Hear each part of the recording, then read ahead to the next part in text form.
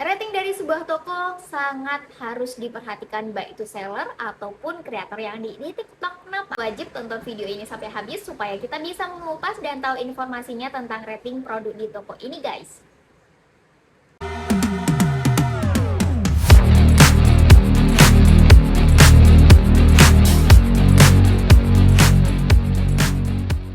Sudah bukan rahasia lagi kalau misalnya rating dari sebuah toko TikTok Shop ataupun anything else, toko-toko yang di marketplace itu sangat membantu kita. Misalnya kita menjual produk nih, kalau misalnya bintangnya 3, teman-teman kira-kira beli atau enggak nih? Ayo, pasti masih bertanya-tanya dan lain sebagainya ya. Kalau misalnya dibandingkan dengan rating yang sudah 4 atau 4,5 atau 4,8 atau 4,9 bahkan mungkin sempurna 5, itu otomatis teman-teman yang ingin membeli langsung pasti membelinya. Betul atau bukan? Ya, pasti betul sekali ya guys. Di sini maka dari itu pentingnya rating dari sebuah toko dan bagaimana sih untuk mendapatkan toko yang baik itu menurut yang ada aku baca di TikTok ini guys. Nah, TikTok Shop berupaya menyediakan pengalaman belanja yang positif yaitu bagi semua pelanggannya, maupun kreator, maupun seller dan lain sebagainya yang menikmati toko yang ada di TikTok ini guys. Nah, rating produk dan toko yang unggul dapat memberikan peluang yang lebih tinggi dalam penjualan, betul bukan? Nah, kalau misalnya teman-teman seperti itu, lalu upaya yang harus dilakukan seperti apa? Nah, ada beberapa yang bisa aku kutip di sini. Yang pertama, teman-teman itu bisa menawarkan produk berkualitas tinggi. Contoh, teman-teman yang tidak memiliki produk dengan kualitas tinggi, teman-teman bisa banget untuk beralih atau improve ke produk yang lebih berkualitas tinggi. Contohnya nih, misalnya jual tisunya itu kayak mudah robek dan lain sebagainya. Kalau misalnya teman-teman terus menjual produk itu dengan kualitas yang kurang dan teman-teman itu tidak mengimprove dengan kualitas yang bagus, otomatis teman-teman akan tertinggal dan bisa jadi teman-teman akan mendapatkan rating yang buruk ya. Nah, selanjutnya memberikan informasi produk yang jelas dan juga akurat dalam daftar produk mereka. Nah, ini contohnya seperti apa, Kak?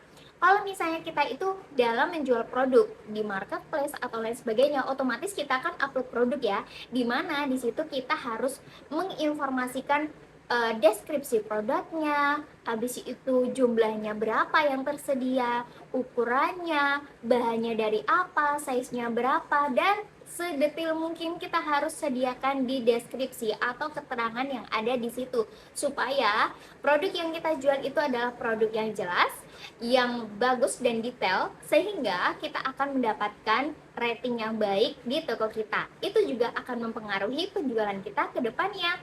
Nah, selanjutnya adalah kita harus memenuhi pesanan secara singkat dan tepat waktu.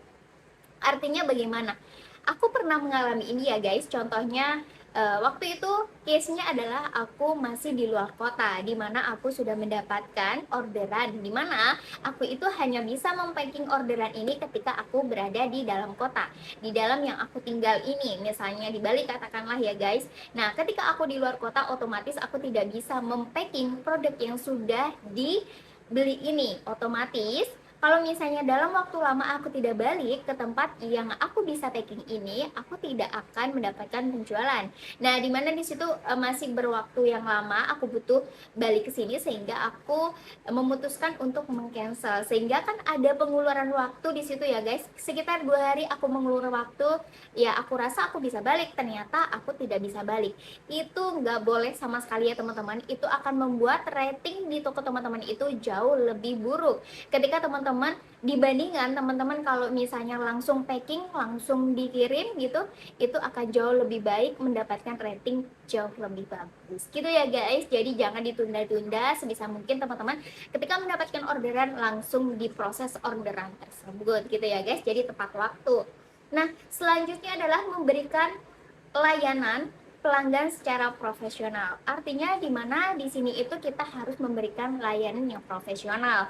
Contohnya misalnya ya, kita memberikan layanan profesional itu menurut aku ya, yang aku ketahui di sini adalah kita kalau misalnya dapat orderan, misalnya order body cream, ya itu harus dikirim dengan produk yang sama body cream. Tidak boleh kayak misalnya body cream ini A, terus dikirimnya produk lain. Itu karena aku menemukan beberapa case yang mungkin ada FYP di teman-teman kalau misalnya produk ini dikirimnya beda. Itu menurut aku sangat tidak profesional ya guys dalam menjual sebuah produk, baik itu di dalam toko kita sendiri gitu ya. Jadi kita tidak boleh semena-mena kita menjual apa, ya jualah sesuai dengan keterangan yang ada di deskripsi toko teman-teman tersebut, sehingga kita juga akan mempermudah orang lain dalam menilai toko kita. Oh, ini benar-benar bagus nih toko ini, oh toko ini wajib nih dikasih 4, sehingga dia itu akan memberikan loyalitas yang tinggi si pembeli ini dan memberikan rating yang baik tentunya,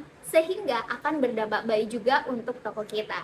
Itu sih guys yang bisa aku bagikan untuk kali ini, karena rating dari toko sekarang itu sangat mempengaruhi, baik itu dari kreator maupun seller, itu sangat mempengaruhi. Untuk kreator sendiri kita juga harus memilih rating toko yang bagus-bagus, otomatis yang kurang lebih nilainya 4 ke atas ya guys, sehingga kita juga mendapatkan impact yang bagus juga. Nah, kayak gitu ya teman-teman. Semoga teman-teman bisa mengambil informasi yang baik ini dan bisa dijalankan. Dan semoga teman-teman juga bisa lebih detail lagi nih dalam menyajikan informasi-informasi yang ada di produk teman-teman. Thank you for watching on my video. Kita ketemu lagi di next video. So, next video ini kalian mau video apa? Boleh banget langsung komen di bawah. Nanti kalau misalnya aku bisa, aku akan buatkan video untuk teman-teman. Thank you guys. Wassalamualaikum warahmatullahi wabarakatuh.